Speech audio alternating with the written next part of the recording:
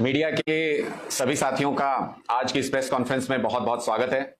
आज मेरे साथ इस प्रेस कॉन्फ्रेंस में हमारे पंचकुला के जिला अध्यक्ष रणजीत उत्पल जी और हमारे हरियाणा के जॉइंट सेक्रेटरी अनिल रंगा जी दोनों साथी मौजूद हैं और एक बेहद गंभीर विषय पर आज हम ये प्रेस कॉन्फ्रेंस कर रहे हैं। जैसा आप सबको मालूम है कि कल पानीपत के अंदर रात को जिस तरीके की घटना हुई, 3 महिलाओं के साथ सामूहिक बलात्कार और एक महिला की हत्या, गैंग आता है खुलेआम सारी रात इस तरीके का अत्याचार, इस तरीके का दुष्कर्म, इस तरीके से हत्या करके और उसके बाद गायब हो जाता है और पुलिस को बिल्कुल कोई खबर नहीं है। जब हम इस तरीके की घटनाओं को देखते हैं तो एक बार के लिए लगता है कि कितना गंभीर विषय, कानून व्यवस्था की कैसी हालत पैदा हो गई है। लेकिन अगर थोड़ा सा पीछे पलट के देखें तो ये इकलौती घटना नहीं है। मैं आपको सिलसिलेवार तरीके से, आज 22 तारीख है, मैं सिलसिलेवार तरीके से अगर आपको बताऊं तो सिर्फ पानीपत में 18 सितंबर को एक तरफा प्यार के मामले में महिला के अपहरण का प्रयास हुआ। 16 सितंबर को देवर के साथ मिलकर पति को मौत के घाट उतारा। 15 सितंबर को दहेज हत्या का आरोप लगा एक केस हुआ। 11 सितंबर को ऋतु आत्महत्या केस में पति का नाम आया, 4 लोगों को नामजद उसमें किया गया। 9 सितंबर को सोने की बालियां ठगी का केस हुआ महिला के साथ। 9 सितंबर को हत्या का मामला। 9 सितंबर को ही 8 साल की बच्ची के साथ दुष्कर्म का प्रयास हुआ। 8 सितंबर को 2 लोगों के बीच में, 2 ग्रुप्स के बीच में बहुत बड़ा झगड़ा हुआ एक ढाबे को तोड़फोड़ को लेकर के। 7 सितंबर को महिला से फोन और पर्स छीना गया, उसकी भी कंप्लेंट हुई। 7 ही सितंबर को छात्रा को बस से कुचलने की कोशिश हुई, आरोपी को बाद में गिरफ्तार किया गया। 6 सितंबर को, ये सारी पानीपत की सिर्फ मैं आपको घटनाएं बता रहा हूं जहां जिस जगह पे आज फिर ये घटना हुई है। 6 सितंबर को पत्नी को आत्महत्या के लिए मजबूर करने का एक केस सामने आया। 6 ही सितंबर को किशोरी से दुष्कर्म के आरोप में सजा हुई कुछ साथियों को। सिर्फ पानीपत डिस्ट्रिक्ट के मैं आपको ये सारे मामले बता रहा हूं। इससे आपको अंदाजा होगा कि जब 22 तारीख को हम इस घटना की बात कर रहे हैं, सामूहिक दुष्कर्म की, और उसके बाद जिस तरीके से एक महिला की पीट पीट के हत्या कर दी गई, जब हम ये बात कर रहे हैं तो हम ये कहीं अलग से निकली हुई किसी एक घटना की बात नहीं कर रहे हैं जिसमें पुलिस को अचानक से पता नहीं चला हो कि ऐसी घटनाएं हो रही हैं। लगातार पानीपत शहर के अंदर क्राइम लगातार हो रहा है। पिछले 1, 2, 3 सप्ताह में देखें बड़े बड़े केसेस हो रहे हैं। उसके बावजूद पुलिस प्रशासन पूरी तरह से सोया हुआ है। शायद ऊपर से नकेल नहीं कसी जा रही है, शायद ऊपर से इनको टाइट नहीं किया जा रहा है। गृह मंत्रालय भी शायद सोया हुआ है क्योंकि इसके बिल्कुल पड़ोस में सीएम सिटी है करनाल, और करनाल में भी अगर मैं सिर्फ 2-3 दिनों की बात करूं, 1 सितंबर को वहां पर बाइक सवारों ने चेन स्नैचिंग की। 1 ही सितंबर को एक महिला को जान से मारने की धमकी दी गई।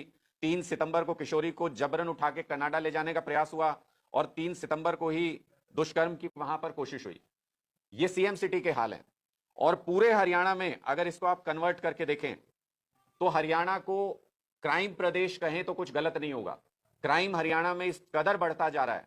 हर जिले में अगर सालाना आप देखें तो एक भी जिला हरियाणा का ऐसा नहीं है जहां मिनिमम 1000 क्राइम के केसेस ना हुए हों। जो मिनिमम केसेस हैं क्राइम के, वो भी 1000 से ज्यादा हैं। हरियाणा में जिस तरीके से अपराध बढ़ता जा रहा है वो अपने आप में एक नजीर है। 1,03,000 केसेस थे 2020 में। 2021 में 1,12,000 अपराध के केसेस दर्ज हुए। इसके साथ साथ सबसे ज्यादा अपराध अगर देखें तो गुड़गांव में 13,161 क्राइम एक साल के अंदर का डाटा है। फरीदाबाद में 9751 एक साल के अंदर। करनाल में 7,563, तीसरे नंबर पर करनाल है सीएम सिटी होने के बावजूद, सीएम वहां से आते हैं उसके बावजूद। पानीपत में 6,971, हिसार में 6,281। पूरे प्रदेश में कुल मिला के 1,12,677 केसेस हुए। सबसे कम केसेस चरखी दादरी में 1,064 केसेस। चरखी दादरी बहुत छोटा सा डिस्ट्रिक्ट है, उसके बावजूद भी 1,000 अपराध के मामलों का रिकॉर्ड पार हुआ चरखी दादरी के अंदर भी। इसको अगर हम अलग अलग क्राइम के तरीके से देखें तो 1144 हत्याएं एक साल के अंदर हुई। इसका मतलब रोजाना 3 से 4 हत्याएं हरियाणा के अंदर हो रही हैं। जिस वक्त हम बात कर रहे हैं इस वक्त भी हरियाणा के किसी कोने में अगर कोई हत्या हो रही हो या हत्या का प्रयास हो रहा हो तो कोई बड़ी बात नहीं है। पूरे देश में मर्डर रेट के मामले में अगर देखें तो हरियाणा दूसरे नंबर पर आता है। छोटा स्टेट है, उसके बावजूद भी क्राइम रेट बहुत यहां पर कम होना चाहिए था, लेकिन उसके बावजूद क्राइम रेट में, मर्डर के रेट में अगर देखें तो दूसरे नंबर पर आता है।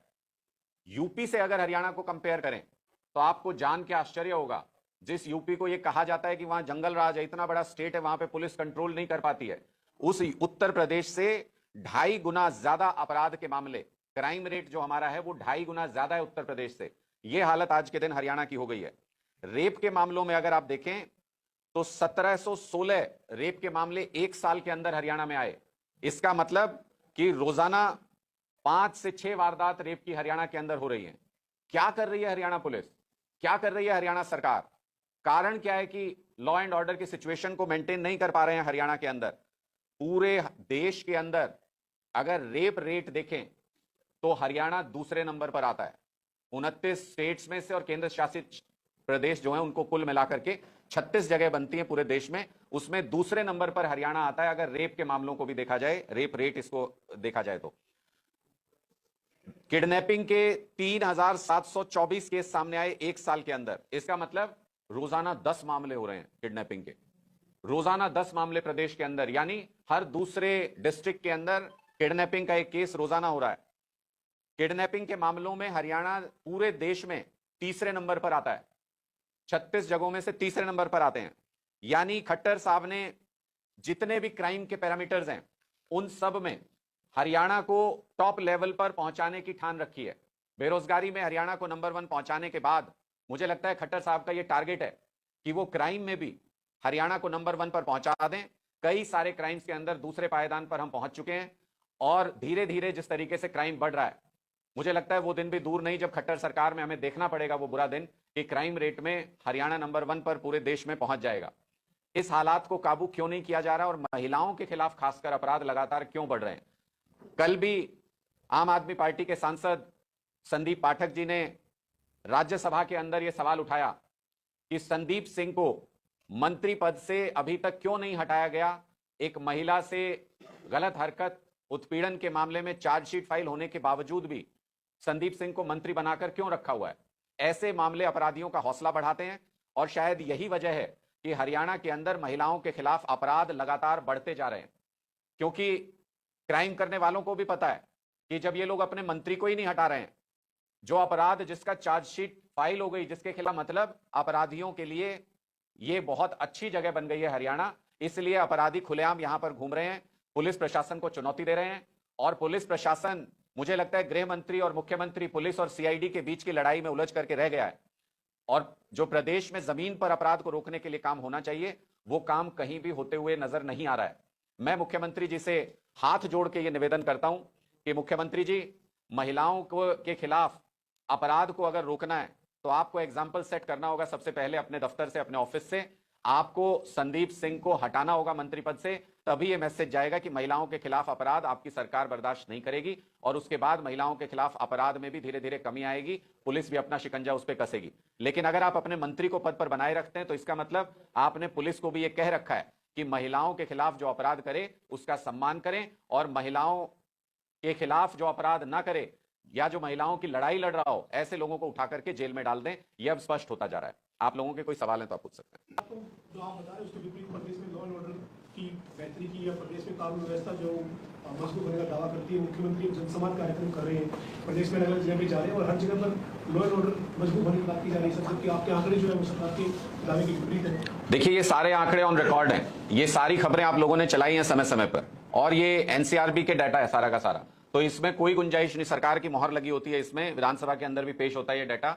ये सारा डाटा सरकार का अपना बनाया हुआ है, इसलिए जो असली अपराध हैं वो अगर इससे कई गुना ज्यादा भी हों तो उसको भी गलत नहीं कहा जा सकता, क्योंकि सरकार जिसको वो टाल नहीं सकते वो अपराध को ही दाखिल करती है। पुलिस थाने में हमने भी देखा है कि कितनी बार जो पीड़ित है उनको वापस भेज दिया जाता है, कोशिश की जाती है एफआईआर दर्ज ना हो। ये सारे वो आंकड़े जिनकी एफआईआर दर्ज हुई, जो ऑन रिकॉर्ड है। जिस जनसंवाद की आप बात कर रहे हैं उसमें तो मुख्यमंत्री खुद कई बार अपराध कर चुके हैं जनता के खिलाफ, उसमें वो ऐसी अभद्र भाषा का इस्तेमाल कर चुके हैं जो कानून के दायरे में नहीं आती, उसमें वो हमारे जो कोर्ट के जजेस हैं, सम्मानित जजेस हैं, उनके बारे में अभद्र टिप्पणी कर चुके हैं, उसमें वो खुद अपने पुलिसकर्मियों को कहते हैं कि इस व्यक्ति को उठाइए, इसको पीटिए और यहां से बाहर ले जाइए, जो क्राइम की श्रेणी में आता है। जो मुख्यमंत्री अपने जनसंवाद में खुद क्राइम की भाषा का इस्तेमाल करने, अभद्र भाषा का इस्तेमाल करने, लोगों का अपमान करने से न चूकता हो, वो अगर जनसंवाद में कानून व्यवस्था की बात करे तो मुझे सही नहीं लगता। हरियाणा महिला आयोग की चेयरपर्सन का कहना है कि मनोहर राज में जो है मामले दर्ज होते हैं उनको सुलझाया भी जाता है, 85% केसेस सुलझा दिए जाते हैं, मामले दर्ज होते हैं, इससे पहले मामले नहीं दर्ज होते हैं। तो फिर महिला आयोग के अध्यक्ष जी को यह भी बताना चाहिए, वो एक सम्मानित पद पर है, मैं उनका बहुत सम्मान करता हूं, तो उनको ये जो क्राइम रेट लगातार बढ़ रहा है और जो हम पूरे देश में दूसरे नंबर पर पहुंच गए हैं, हत्या के मामले में भी, रेप के मामले में भी, ये आखिर क्यों बढ़ रहा है, इस पर एक व्हाइट पेपर अगर महिला आयोग लेकर के आए तो पूरे प्रदेश को समझने में आसानी होगी और शायद खट्टर सरकार को भी यह समझने में आसानी होगी कि उनके तथाकथित इतने प्रयासों के बावजूद भी हरियाणा में क्राइम का रेट लगातार और खासकर महिलाओं के खिलाफ अपराध का रेट लगातार क्यों बढ़ता जा रहा है। अगर महिला आयोग इस पे एक व्हाइट पेपर लेकर के आए तो मुझे लगता है काफी मदद होगी हरियाणा सरकार की। महिला थाने भी खोले गए हैं, उससे महिलाओं को आसानी हुई अपनी शिकायतें दर्ज कराने में, किस तरह देखती है? देखिए, सुविधाएं बढ़नी चाहिए, उससे किसी को इनकार नहीं है, और मैं तो महिला आयोग अगर एक्टिव रोल निभा करके महिलाओं को कुछ केसेस में इंसाफ दिला सके, मैं उसका बहुत स्वागत करता हूं, सम्मान करता हूं। लेकिन सबसे महत्वपूर्ण बात यह है कि वो जो थाने खुले हैं उनमें क्या इंसाफ मिल पा रहा है, वो जो सुविधाएं दी गई हैं क्या उसमें इंसाफ मिल पा रहा है। जब सरकार के टॉप लीडर्स, मुख्यमंत्री खुद एक ऐसा एग्जाम्पल सेट कर रहे हैं कि संदीप सिंह के खिलाफ चार्जशीट फाइल हो गई, उसके बावजूद उनको मंत्री बना के रखे हुए हैं, तो जब ऊपर से उदाहरण आप ऐसा प्रस्तुत करेंगे तो नीचे के लोगों के लिए क्या उदाहरण है। जो आपके पुलिस के अधिकारी हैं वो क्या उदाहरण आपसे लेंगे, वो कहेंगे जब मुख्यमंत्री जी बचा रहे हैं उनके जानकार को, उनके दोस्त को, तो हम क्यों नहीं बचा सकते अपने दोस्त को। और नीचे के सारे अधिकारी, मंत्री, विधायक वो क्यों नहीं सोचेंगे अपने दोस्तों को बचाने की, जब उनके बॉस जो टॉप पोजीशन पे बैठे हैं मुख्यमंत्री, वो अपने दोस्त को बचा रहे हैं। तो सबके अंदर यही मैसेज जाता है कि अगर आपके पास पावर है, अगर आप कुर्सी पे बैठे हैं तो अपराध के बावजूद भी अपने मित्र को बचा सकते हैं। और इसीलिए लॉ एंड ऑर्डर की व्यवस्था खत्म होती है प्रदेश के अंदर। हरियाणा में महिलाओं के खिलाफ अपराध बढ़ने का और लॉ एंड ऑर्डर की सिचुएशन खराब होने का सबसे बड़ा कारण यह है कि सबसे ऊपर के पोजीशन पर बैठे हुए लोग अपने साथियों पर अंकुश लगाने को तैयार नहीं है, अपने बीच में बैठे अपराधियों को, अपने बीच में बैठे हुए आरोपियों को सजा देने को तैयार नहीं है, उनसे अपने संबंध विच्छेद करने को तैयार नहीं है, इसलिए अपराध लगातार बढ़ते जा रहे हैं। महिला आरक्षण बिल जो है वो लाया गया है, तो क्या लगता है कि उसके लाने से कुछ इन जैसी जो घटनाएं हैं उस पर कुछ प्रभाव पड़ेगा? जरूर प्रभाव पड़ता। अगर 2024 में ज्यादा सांसद, महिला सांसद चुन करके लोकसभा में जाती और 2024 के हरियाणा के चुनाव में ज्यादा महिला विधायक चुन करके हरियाणा की विधानसभा में पहुंचती तो उससे निश्चित तौर पर प्रभाव पड़ता। लेकिन भारतीय जनता पार्टी का तो कुछ और ही मकसद और साजिश नजर आता है।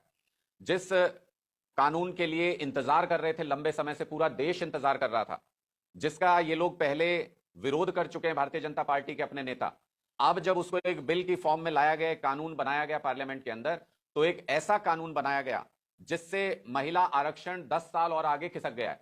अब 10 साल तक यह मुमकिन नहीं हो पाएगा कि महिलाओं को विधानसभा और लोकसभा के अंदर 33% आरक्षण मिल सके, क्योंकि इस बिल के अंदर, इस कानून के अंदर यह प्रावधान रखा गया है कि इस कानून के बनने के बाद जो जनगणना होगी, उसके बाद जो डिलिमिटेशन के लिए कमेटी बनाई जाएगी, उस डिलिमिटेशन कमेटी की रिपोर्ट आने के बाद तय होगा कि कौन सी सीटें आरक्षित की जाएं और तभी आरक्षण लागू होगा। तो उसमें तो अभी 10-15 साल का समय लग जाएगा। 2039 को टारगेट कर रही है भारतीय जनता पार्टी की 2039 में हम महिलाओं को आरक्षण देंगे। अपराध हमारी आज की सच्चाई है और भारतीय जनता पार्टी ने इस सच्चाई से मुंह मोड़ते हुए महिलाओं की भागीदारी को विधानसभा और लोकसभा के अंदर नकार दिया है पूरी तरह से। यह बिल महिलाओं के खिलाफ एक साजिश है, महिलाओं को आरक्षण न देने की एक साजिश है। और इस बात की क्या गारंटी है कि भारतीय जनता पार्टी कभी भविष्य में अगर सरकार में आए तो वो इस बिल के खिलाफ काम नहीं करेंगे, इसको उस वक्त बदल नहीं देंगे लागू होने से पहले। इसलिए हमने स्पष्ट तौर पे ये कहा कि ये महिला आरक्षण बिल नहीं है, बल्कि महिला बेवकूफ बनाओ बिल है, जिसको भारतीय जनता पार्टी प्रोपेगेंडा करके बाहर दिखाना चाहती है कि हम महिलाओं के लिए आरक्षण लागू कर रहे हैं। लेकिन सच्चाई है कि ना 2024 में विधानसभा के चुनाव में, ना लोकसभा के चुनाव में इससे महिलाओं को कोई आरक्षण नहीं मिलने वाला है। सर, एक आपको जो सवाल है, इंडिया गठबंधन में उस पर सवाल उठ रहे हैं सर, तरह तरह की चर्चाएं सामने आ रही है कि हरियाणा में भूपेंद्र सिंह हुड्डा कहते हैं कि उन्हें ना आम आदमी पार्टी की जरूरत है, ना इनेलो की जरूरत है, वो 10 की 10 लोकसभा सीट और 90 की 90 विधानसभा सीटों पर लड़ने के लिए सक्षम है। हरियाणा में वो कांग्रेस को सक्षम बताते हैं। क्या किस तरह की स्थिति देखते हैं सर आप, ये जो जिस तरह की बयानबाजी हरियाणा में हो रही है सर? देखिए, मुझे लगता है कि भूपेंद्र हुड्डा जी जब ये कहते हैं कि वो सक्षम है और आम आदमी पार्टी सक्षम नहीं है, सीटें किस आधार पर मांग रही है आम आदमी पार्टी, तो उनको ये बताना चाहिए कि बाप बेटे दोनों रोहतक और सोनीपत की सीट हार गए थे। वो किस आधार पर इन सीटों पर दावा कर रहे हैं, ये भूपेंद्र हुड्डा जी को बताना चाहिए। और किस आधार पर, किस अधिकार से वो ये कहते हैं कि इंडिया गठबंधन के अंदर आम आदमी पार्टी को सीटें मिलेंगी, नहीं मिलेंगी, सीट शेयरिंग होगी, नहीं होगी, इकट्ठे लड़ेंगे, अलग लड़ेंगे। ना वो उस कोऑर्डिनेशन कमेटी के सदस्य हैं जिसके पास ये अधिकार है कि वो घटक दलों के बीच सीट शेयरिंग तय कर सके, ना वो कांग्रेस हाईकमान के ऊपर की किसी पोजीशन पर है जो वो उनको आदेश दे सकें कि हरियाणा के अंदर क्या होगा। मुझे लगता है भूपेंद्र हुड्डा जी कुछ न कुछ बहाना ढूंढ के भारतीय जनता पार्टी भागने की फिराक में है, इसलिए वो रोजाना कोई बहाना बताते हैं कि ये हो जाएगा तो मैं पार्टी छोड़ के चला जाऊंगा, ये हो जाएगा तो मैं पार्टी छोड़ के चला जाऊंगा। जो शादी ब्याह में कभी कभी आपने देखा जब बड़ा समारोह होता है तो उसमें एक विशेष व्यक्ति होते हैं जो नाराज हो जाते हैं बार बार। भूपेंद्र हुड्डा जी आज के दिन में हरियाणा की राजनीति में वो रोल प्ले कर रहे हैं। वो बार बार रूस जाते हैं, बार बार नाराज हो जाते हैं, बार बार कहते हैं मैं पार्टी छोड़ के चला जाऊंगा।